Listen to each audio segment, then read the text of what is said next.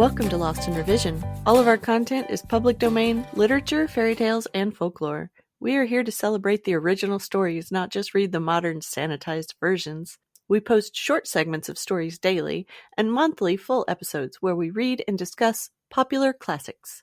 Come and find us on Patreon to listen to the full chapters early and without interruption.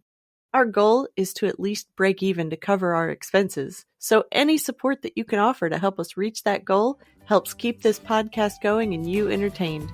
All of our music is by Nathan Hubble and is used with his permission. Thanks, and enjoy the show. Chapter 9. Paul Bunyan Logs Off the Dakotas. Part 1. It was at his famous Red River camp in North Dakota that Paul Bunyan began to work along the more systematic lines which changing conditions were causing him to adopt. Other operators were following in his footsteps, though, of course, they did their logging on a much smaller scale, and were establishing camps here and there over the country. In order that his logs might never get mixed up with those of anyone else, Paul began marking every one cut by his men. Nowadays, lumbermen mark their logs with big lumber crayons, made especially for that purpose, but Paul put his mark on each of his logs by pinching a big piece out of it with his fingers.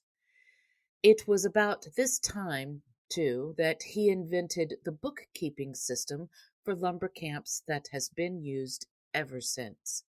His operations in the Dakotas and afterwards were on such a big scale that it became too much trouble for him to keep all of the details in his head, though he probably could have remembered everything that went into the books if he had found it necessary to do so. So it was that Johnny Inkslinger made his appearance among the great logger's helpers, and served with the utmost faithfulness through many years. Johnny Inkslinger was the first lumber camp bookkeeper, or camp clerk, and he was a most efficient person. During his first winter with Paul, his marvelous ability saved his employer a good many dollars in various ways. For instance, he hit on the plan of leaving the dots from the I's and the crosses from the T's when writing in the camp books, and in this manner saved Paul 9 barrels of ink on the payroll alone. There was never a shortage of pay in camp while he was in charge of the books, and never an overcharge, although he alone had to keep the records of thousands of men and complete reports of the millions of feet of logs that were cut.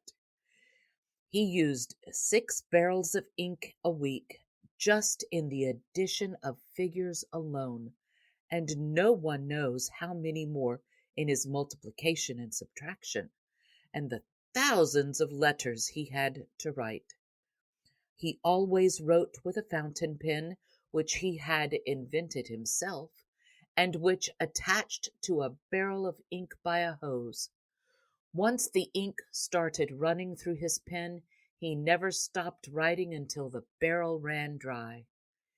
In addition to his bookkeeping, he was also the camp dentist and doctor, and as such he made many wonderful cures that would puzzle the most expert specialist of today. Altogether, he had so much to do that it was lucky he needed only 4 hours of sleep a week, which gave him more time for work than the average man cares to think about. It was during this period that Paul Bunyan made his greatest reputation, for it was in the Dakotas and the Lake States afterwards that he did most of those things which have made his name one that will always endure. It is positively known that he logged off North and South Dakota, for who else could have removed the trees so cleanly from those states? And that he did it all in one winter. Also, he did all the work from one camp, for no remains of logging camps have ever been found farther west than the Red River. This was a record for even such a mighty man as he, and he was able to accomplish such a task chiefly because of the help he received from the 7 axemen, Babe, the great blue ox. They all did heroic service, of course, and so did the big Swede, Johnny Inkslinger, and, in fact, every member of the mighty crew. His chief helpers in all, however, were the 7 axemen, and by their labors that winter they proved themselves to be just about the greatest woodsmen that ever lived. Knowing the heroic deeds they performed, no one can doubt that the Dakotas were logged off in just one winter. For the efficiency of these gigantic cousins was such that more time in which to do the task could not possibly have been used. Thanks for joining us today.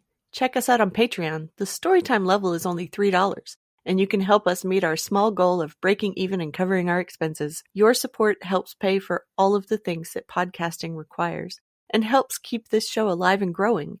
If you can't afford to support us financially, go give us a good review, subscribe or follow, and share with your friends and family. Feel free to fact-check us and offer suggestions to make our show better for you. You can also send us an email at lostinrevisionpodcast@gmail.com. There's a lot more waiting for us all at the end of the road.